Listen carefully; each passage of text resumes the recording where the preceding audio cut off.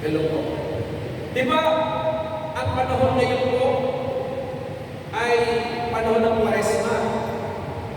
Ang Kwaresma po, ito'y pag-aahanda sa darating po, itong linggong darating na, yung tinatawag na Liwig. Ano ba yung ating isa-celebrate ng Holy Week na ito? And actually, ito yung pinaka-highlights ako sa selebrasyon ng simbahan. Yung pagpakasakit, pagkamatay, at muli pagkabuhay ng Panginoon. Kung tayo po, especially to us Filipinos, masyadong hina-highlights ang celebration patungkol po sa tinatawag na Paskwa ng pagsilang ng Panginoon. Tayo po yun. At nakakalungkot na commercialize yung Paskwa ng kapanganakan ng Panginoon, yung the birth of the Lord Jesus. Pero ang totoo po, ang simbahan, ang talagang pinaka-highlights ay ang ito nga po, yung muling pagkabuhay ng Panginoon. Now, bago nangyari ang muling pagkabuhay, siyempre, nagdagas po ang Panginoon na sa ating ato natin kanina, di ba? Yung sinasabi kung saan, pagpakasakit, pagkamatay, at yun nga po muling pagkabuhay. Now, anong naidulong ng pagpakasakit ng Panginoon sa atin? Especially sa cross ng Calvary.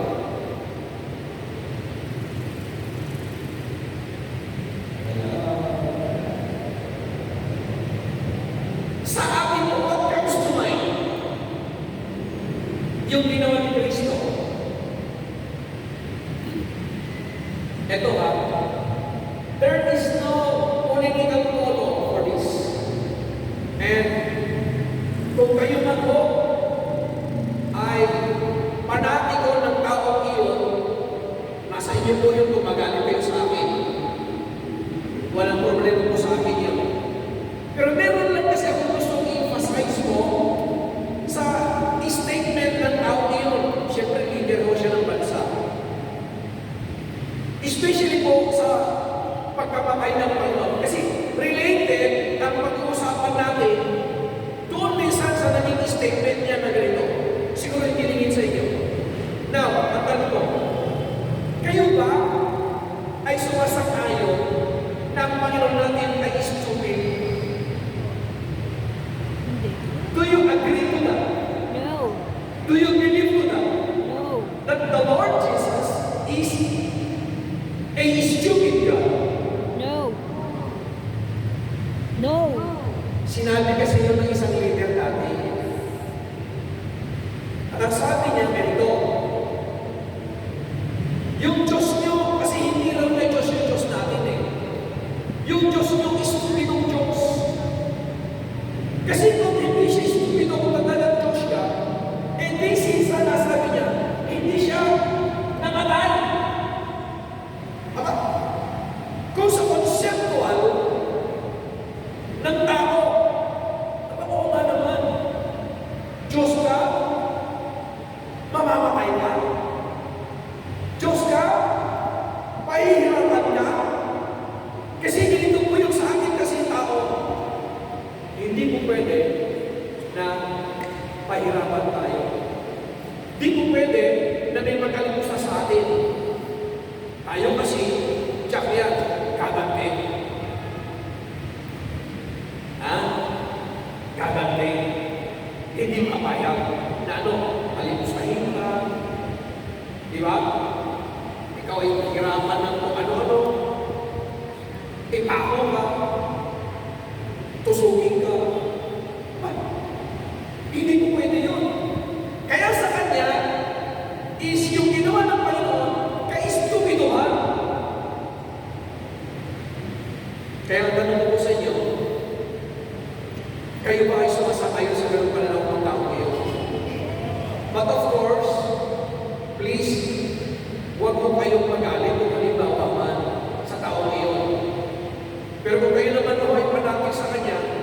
huwag naman kayong papalakpak sa sinabi ng istupido ang Diyos natin. Huwag kayong masaya. Kasi yung iba nung sinabi yung tuwa-tuwa pa sila, nahihiyaw pa. Diba? Tignan nyo naman. Yung ganong statement, hindi mainam. Pero sa kanya kasi, okay lang yun. Bakit? Kasi yung ito, hindi kasi niya Diyos yung Diyos natin. Ibang Diyos na eh. Kaya inaalimusta yung Diyos natin. Now, among leaders of the religion, kasi si Jesus Christ ng panahon niya, kinikilalang leader siya ng Kristyanismo. Leader ng Hinduism, Buddhism, Islam, Taoism, Confucianism, o anumang, sino mang leader o ng bawat religion. Gusto ko mong sabihin, ang lahat ay namatay. Pati si Jesus namatay talaga. Pero ito yung mabuting balita. Sa lahat ng leader ng religion, oo, lahat ay namatay kasama si Jesus. Pero si Jesus na sa lahat naman ang muling nabuhay. Salamat po nanay sa pagpalakpak po. God bless po sa iyo. Ay, bawal pala mo malakpak. Kaway-kaway naman dyan sa pag-unawa. Salamat. Matatapos din ko, hindi magpalakpak na ito.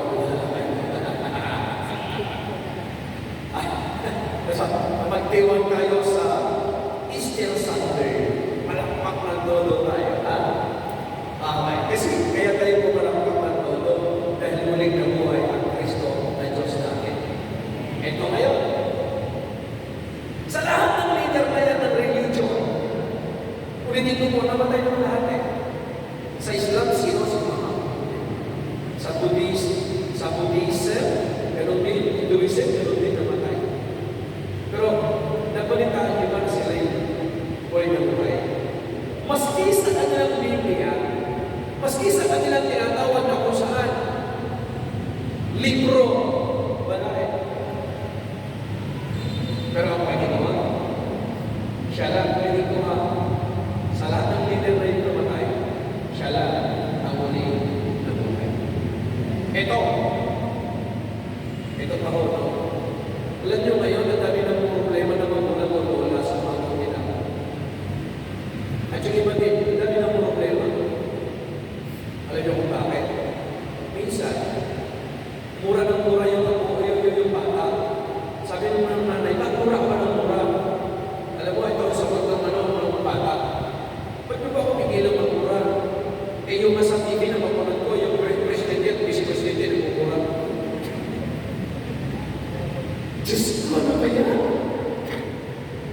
Now, where is the moral of this country now? And kung tutusin, sinasabi, this is the only Christian among sa tinatawag na Asia, among Asia. Kaya naging Christian ng bansa. Pero huwag kayong leader, mura ng mura. Kaya sabi mo, nung bata doon sa nanay, ganito, ba't ka mura ng mura? Napapanood ko eh. Kita niyo yan? Nakakatulong ba hindi? Now, kung panapit kayo sa tao na wala akong problema, bakit? Stand nyo yun sa politics eh. Pero ang sabihin kasi rito is yung moral values about religion. At yun nga, yung ating Panginoon na leader natin, tagapagligtas, is sinasabi, istupido, huwag naman. Ang tanong na niya, irespeto mo yung paniniwala ng iba, kung hindi man kinikilala, kung hindi man kinikilala yung Diyos nila, irespeto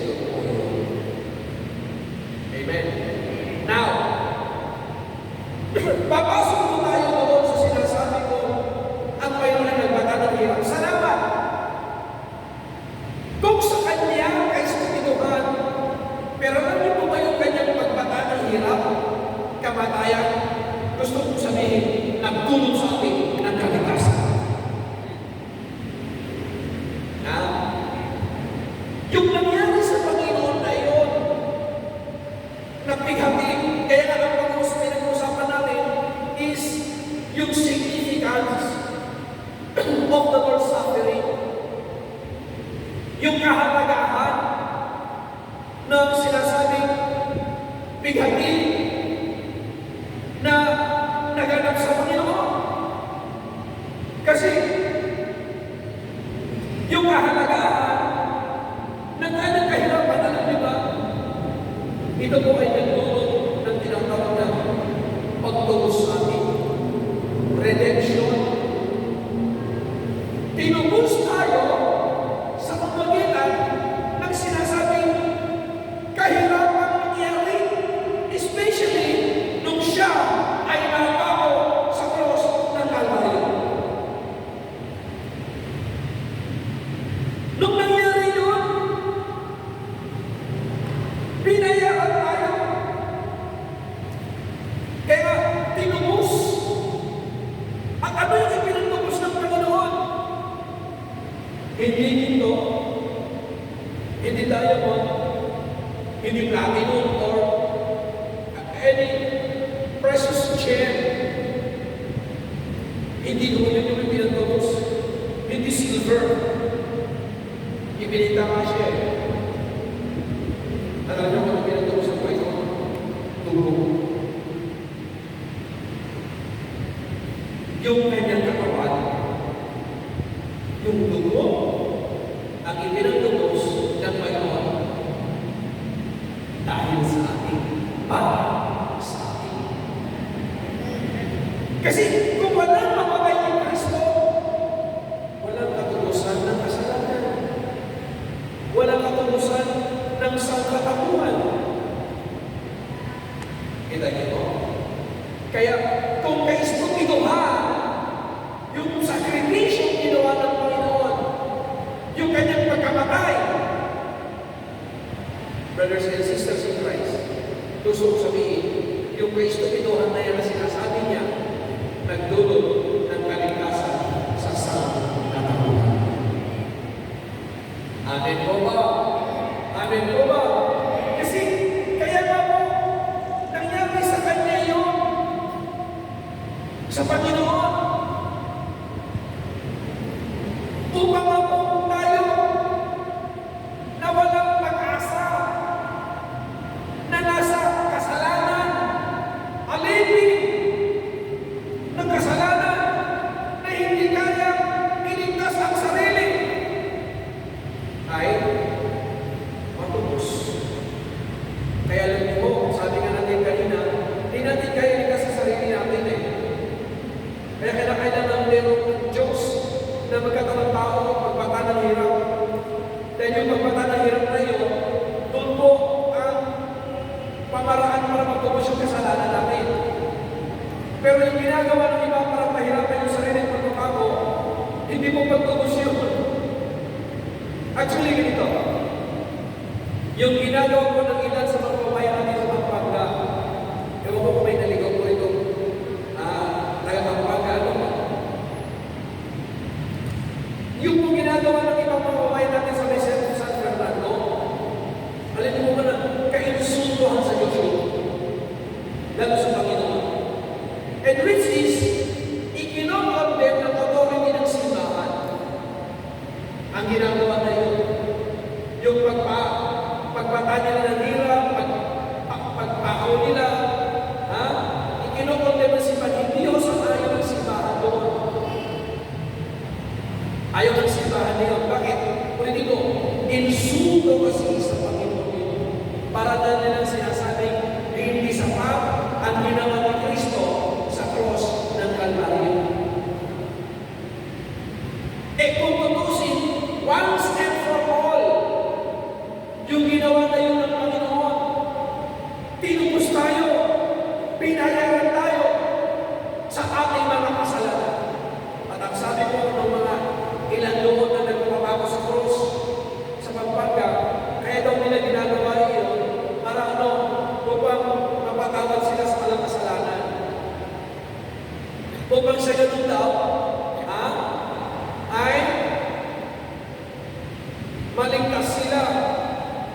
Hindi po iyon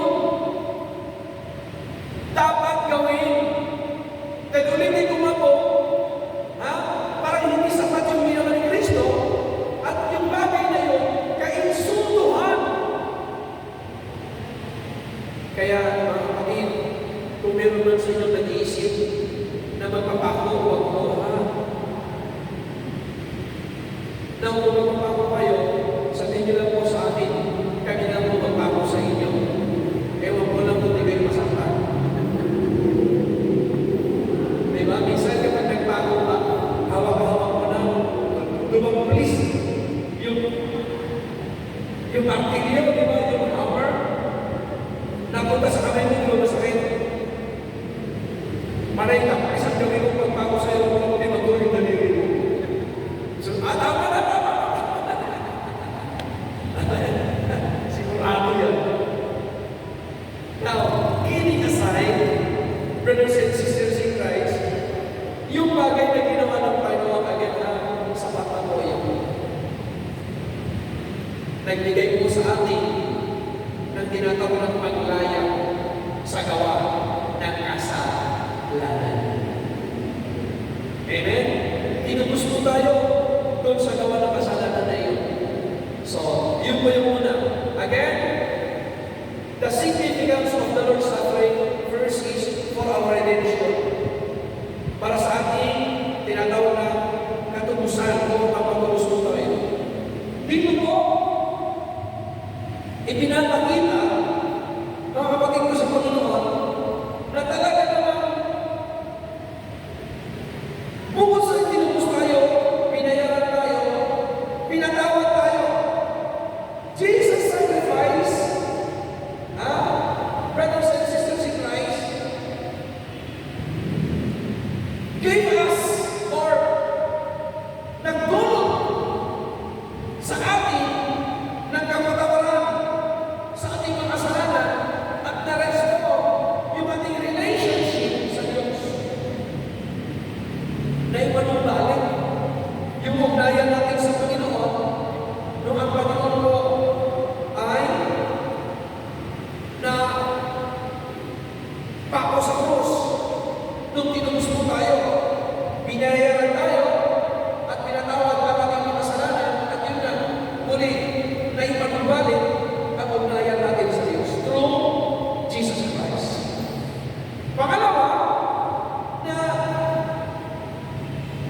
kung saan ay kahalagahan ng pagtubusan ng Panginoon sa cross is yung kung tinatawag na pag-demonstrate niya ng pag-ibig ng Diyos or demonstration of God's love. Ipinakita ng Diyos sa pagpagitan ng Panginoon yung kanyang unconditional love sa sangkatauhan. I-demonstrate niya, ipinakita niya kung paano grabe pag-ibig ng Diyos sa sangkatauhan. Bakit? Kasi imbes na tayo dapat ang may tao sa krus, imbes na tayo yung magpadaan ng hirap, imbes na tayo yung magbusa, minabuti ko ng Panginoon na siya na lang. Bakit? Kasi gawin ko upang ipakita yung unconditional love of God sa buong sa katawan. Amen po? Grabe ang pag-ibig ng Diyos. Sabi ko nga kung tutusin, tayo po yun eh. Kaya ang Panginoon, ano po yung kanyang selfless sacrifice? Ano yung kanyang willingness to suffer and to die for others? At doon in-exemplify niya yung kanyang selfless love and set an example for people sa sangkatauhan. As in,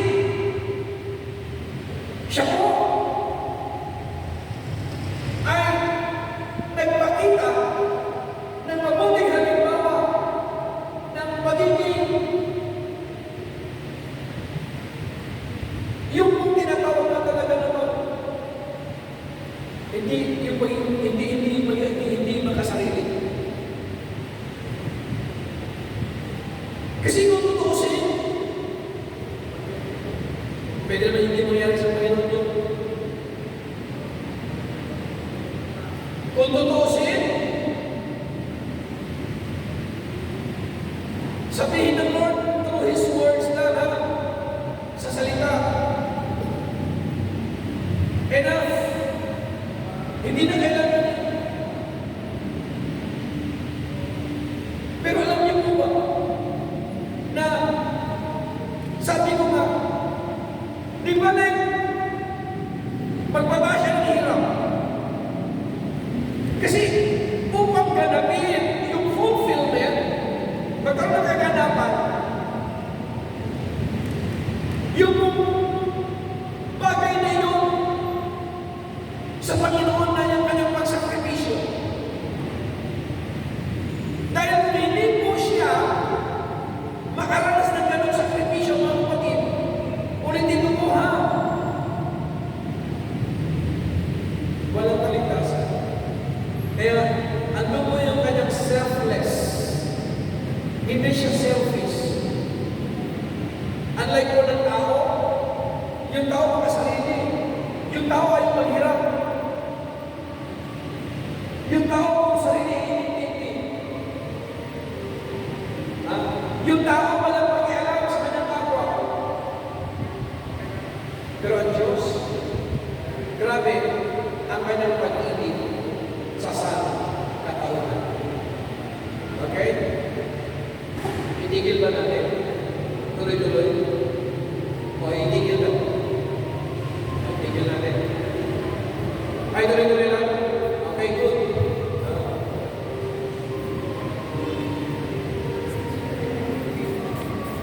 Gawin mo dyan.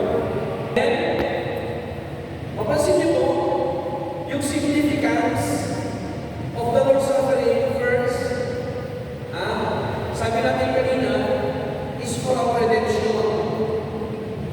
At sa redemption, doon ipinakita that the Lord paid for our sins. Jesus' suffering and death paid the penalty for humanity's sin. At doon, nagkaroon tayo ng forgiveness sa ating mga kasalanan at tayo po ay restore with God.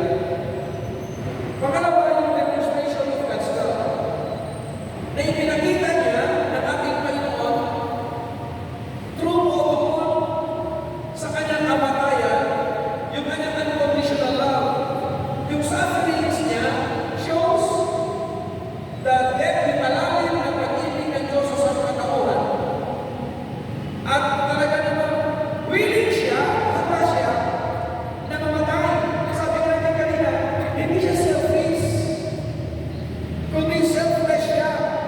Kasi kung tao, tayo ay natin maghirap. Baka sabihin pa natin, swerte-swerte naman yan. Hindi na, di ba? Ganun tayo.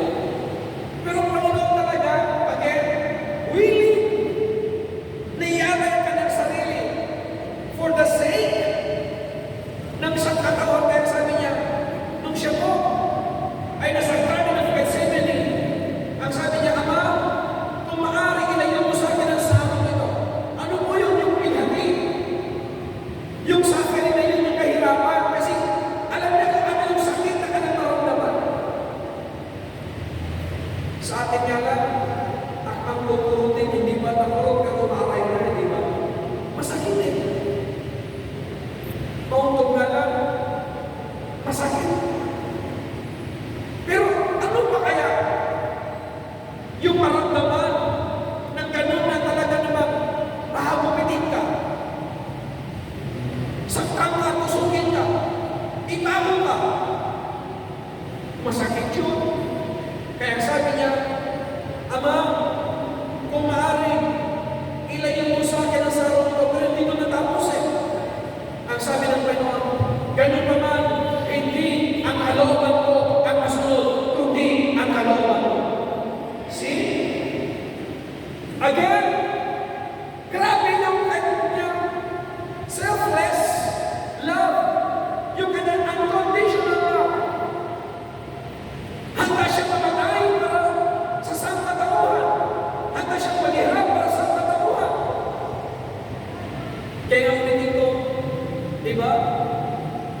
yung pagpakasakit, pagkamatay at muling pagkabuhay ng Panginoon. Again, ano ito? Anong tulong ito sa atin? Pagtubos. At saka, yung sinasabi, pag-demonstrate, pagpakita ng kanyang pag-ibig. Now, mapansin niyo po, brothers and sisters in Christ, na dito, sa pag-demonstrate ng Panginoon ng kanyang pag-ibig, ipinakita niya yung sinasabi kung saan pag-set ng example, pagpakita ng halimbawa na dapat tularan ng tao, na tayong tao hindi dapat makasarili, na tayo manlinawa ay ganun kung umibig sa kapwa. Hindi po tayo dapat maging selfish. Okay. Ano po ang nasa isipan natin pag ganito po mga Kwaresma? Ano po sa inyo ang Kwaresma? Ha? Pagsisisi, pagninilay, di ba? Self-examine. So, well, to examine, di ba yung sarili natin? At ito yung pag-examine is dito. Ano yung bagay na dapat mong pagyamanin at yung bagay na dapat mong iwaksi? Di ba? Katulad nito, Kwaresma, panahon nga po ulit ito ng pagninilay po ito. Suriin ang sarili. Yung bagay na dapat i-dispels o i-vaccine. Katulad mo ng halimbawa, ano yung dapat i-vaccine natin? Mga pangit ng ugali. Mga pagkataong hindi makatwira. Alam niyo po, pwede po tayo magpunwari na laging pupunta sa simbahan. Pero totoo nun, ang ugali, Diyos ko iwan. Mga ganun dapat pag-alisin natin. Diba? Yung pagiging makasarili natin, alisin natin. Now, sinasabi yung pagiging makasarili. Ano naman ang dapat pagyamanin?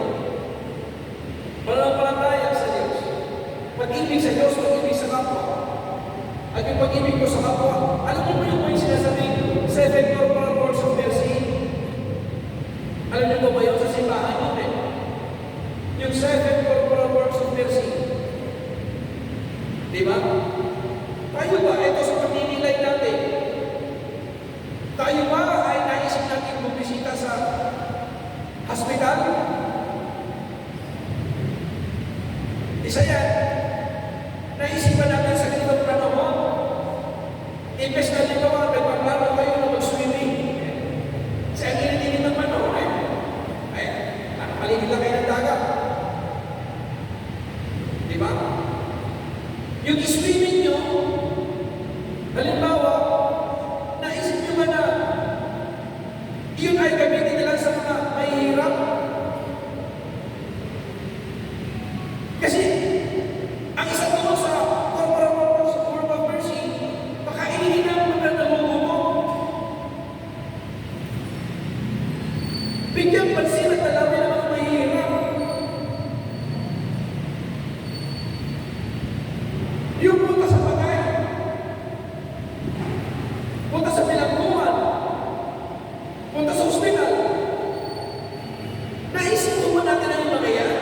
Na kasama po yan sa ating buhay ng pananampalataya. Kaya kapatid ko, hindi dapat magiging makasarili. Kaya dito po, sa pag-demonstrate ng pag-ibig ng Diyos, ibig sabihin is nagbigay siya ng halimbawa na dapat tularan ng isang tao, ng isang katauhan. Yung hindi pagiging masarili, pagkusano, naroon yung pag-ibig sa kapwa. Amen? Amen? So, brothers and sisters in Christ, mga yan na dapat natin pagyamanin. Bigyan pansin po natin yan. Yung unconditional love of God. Nawa, tayo natin, meron po dito sa puso. Okay? Yun po yung pangalawa, mag-demonstrate ng God's love. Ano ba yung una na kung saan significance of the Lord's suffering? Yung tinatawag na for our redemption, para sa ating katubusan. Pangalawa is to show God's unconditional love. At yung pangatlo, alam niyo po kung ano yung pangatlo? It's all about the hope, pag-asa natin at kaligtasan. For our hope and for our salvation. Tayo kasi, ang totoo, dahil sa kasalanan, nawalay tayo sa Diyos. Wala tayong pag-asa na pariwara buhay natin. Prone tayo sa kasalanan. Prone tayo sa kapahamakan. Prone tayo sa kamatayan. Hindi kaya iligtas na po ng tao kanyang sarili kaya hopeless. Pinuputang tinagawa ng Diablo. Kaya mapasin niyo yung kanyang buhay. So yun po yun. Yung kanyang tinatawag na kung saan bighati, yung kahalagahan nito, binigyan tayo ng pag-asa. It gives us hope. Binigyan po tayo ng panibagong buhay. From hopeless situation, binigyan tayo ng Diyos ng buhay, hindi ng buhay na ganap at kasyasya, kundi buhay na walang hanggan.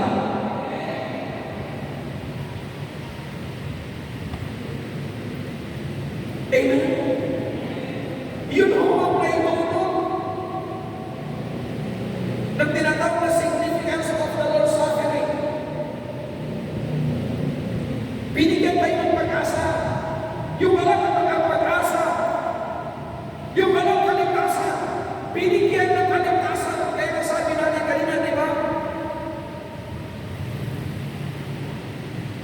Yung significance is for our salvation. Kawawang kalagayan natin. Kahabag-habag po tayo.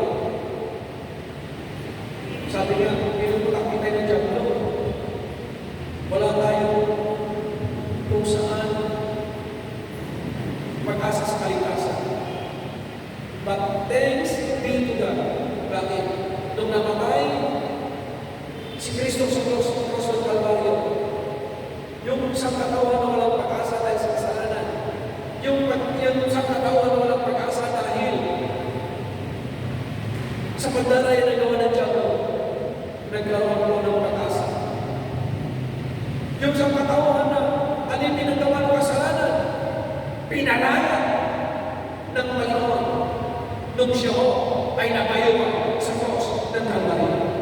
Nung nabubo yung kanyang dugo, at sabi mo ito, hinugasan ang kasalanan ng isang katawan. Amen. The Lord Jesus was away the sins of the world. Nung tinusok yung kanyang kapiliran na nabubo yung dugo, kaya sabi nung, without the shedding of the blood, there is no forgiveness of sin. Kita niyo po? Kaya sabi natin kanina, yung significance po nun yung kahalagahan, nagdulog ng pag-asa sa tao at nagdulog ng kaligtasan. Kaya tayo ngayon, di ba, may buhay na ganap ang kasyasya. May panibagong buhay po tayo. Kaya dati, di ba, parang bagang yung buhay natin na makabigat, hindi marunong umiti. Parang yung buhay noon, parang kayo hindi alam kung paano umangat. Yung buhay natin ay hindi natin maalintana kung kailan ba magkaroon ng liwanag. Subalit salamat sa Diyos. Sa magitan po ng Panginoon, nabagit natin na yung ginawa ni Kristo sa cross, nagdulot sa atin ng liwanag ng buhay. Amen? Nagdulot